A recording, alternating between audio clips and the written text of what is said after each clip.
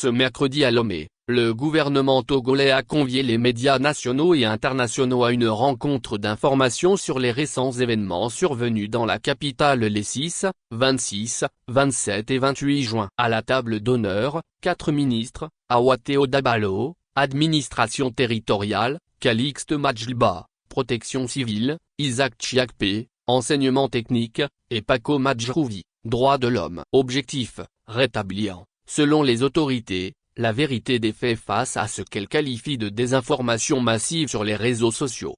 Devant les journalistes, le ministre de l'administration territoriale, Awateo Dabalo, a ouvert la séance en évoquant une situation socio-politique artificielle née, selon lui, d'une attaque numérique orchestrée par des compatriotes de l'extérieur. Il a accusé certains Togolais résidant à l'étranger d'avoir incité la jeunesse à la violence à travers les réseaux sociaux. Ce que nous avons vécu les 6, 26, 27 et 28 juin est la conséquence des appels à la haine, à la désobéissance civile, à la déstabilisation des institutions de l'État et au renversement de l'ordre public, a-t-il soutenu. Il a toutefois relativisé l'ampleur des incidents, affirmant que les actes de vandalisme se sont limités à 2 quartiers de Lomé, contrairement aux images diffusées en ligne.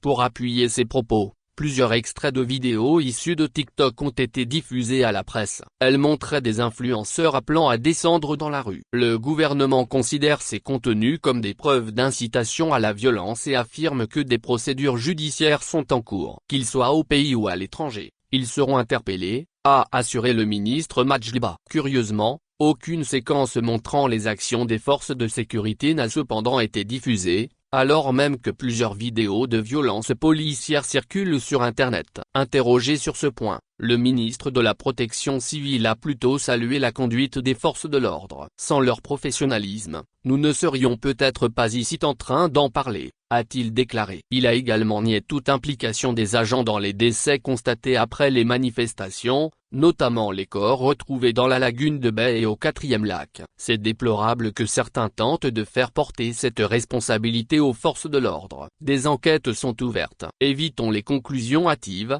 a-t-il insisté. Sur la présence alléguée de miliciens lors des manifestations, le ministre Majliba a botté en touche. Moi, je n'ai pas connaissance de cela. Mais si miliciens il y a, l'enquête nous le dira. Prenant la parole à son tour, le ministre Isaac Chiakpe a rappelé le cadre légal encadrant les manifestations publiques au Togo. Si certains désirent déstabiliser les institutions de la République, c'est la responsabilité de l'État de restaurer l'ordre public. Si vous souhaitez contester, il faut le faire dans un cadre légal. Rien ne justifie le recours à la violence pour revendiquer dans un état de droit, a-t-il martelé. Le gouvernement a par ailleurs réaffirmé son engagement à organiser les élections à la date prévue, assurant que toutes les dispositions ont été prises pour garantir un scrutin paisible et transparent.